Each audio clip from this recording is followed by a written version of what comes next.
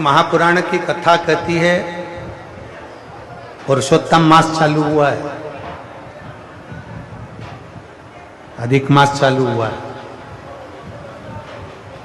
5 चीजें अधिक मास के महीने में शिव जी के लिए आप करिए।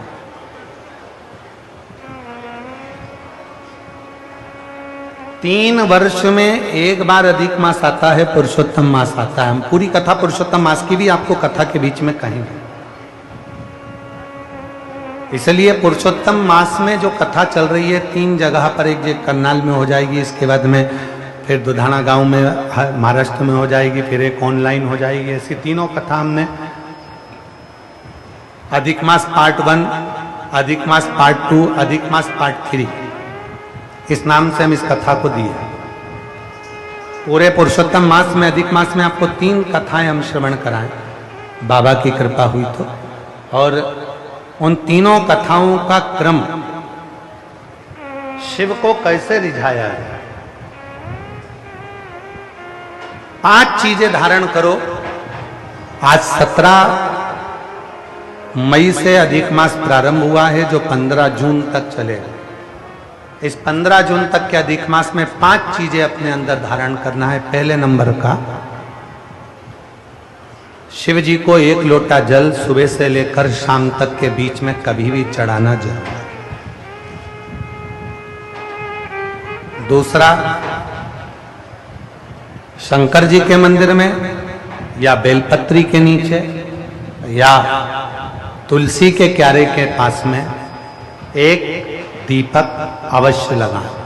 चाहे सुबह लगाएं, चाहे शाम को लगाएं, तुम्हारी मर्जी पड़े तब। दीपदान जरूर करो, जल जरूर चढ़ाओ। तीसरा, एक बेलपत्री को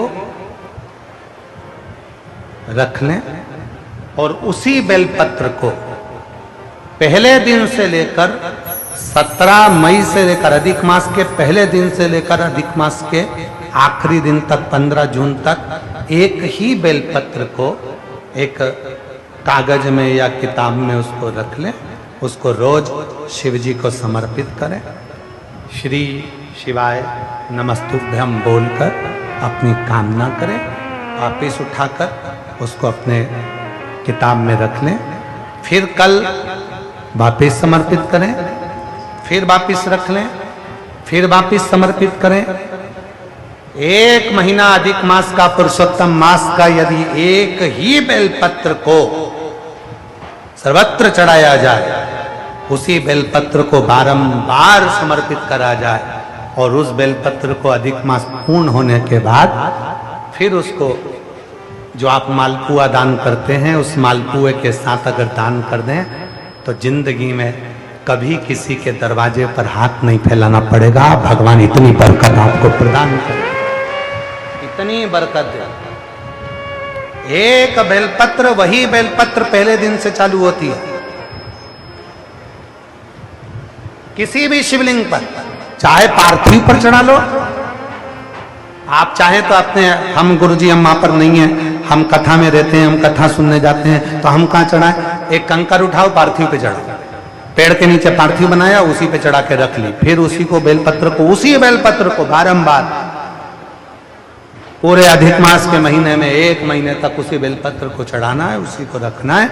फिर आखिरी दिन जो अधिक मास पूर्ण होगा, उस दिन उस बेलपत्र को मालपुए पे रखकर शिव जी को चढ़ाकर लेके आना पहले, फिर मालपुए पे रखना और उसको रखकर फिर भगवान उस मालपुए को तुम दान। मालपुआ दान नहीं कर सकते तो तुम बतासे दान कर दो, पर मीठे के साथ उस बेलपत्र को दान किया जाए। बतासा है, मिठाई है, कोई 33 कोई भी सामग्री 33 जो मीठी हो वो रखकर आप दे सकते। कभी किसी के दरवाजे पर कितनी भी मुसीबत आ जाए, कितना भी दुख आ जाए, कितनी भी तकलीफ आ जाए, कितना भी कष्ट आ जाए, कितना भी कष्ट आ जाए, आपको किसी के आगे हाथ नहीं फैलाना पड़ेंगे।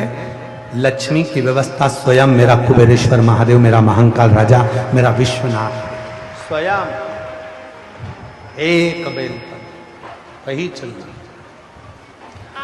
5 चीजें करना है आपको। पहले नंबर पर जम के बोलो जल, दूसरे नंबर पर दीप, तीसरे नंबर पर बेलपत्र, चौथे नंबर पर भगवान शंकर के मंदिर में नंदी के दोनों सींगों के बीच में से शिव के शिवलिंग का दर्शन।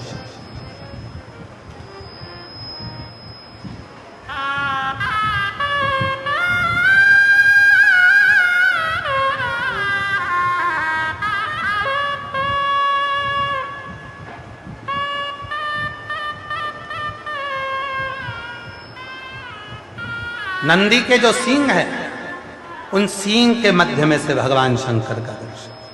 क्यों? किस लिए?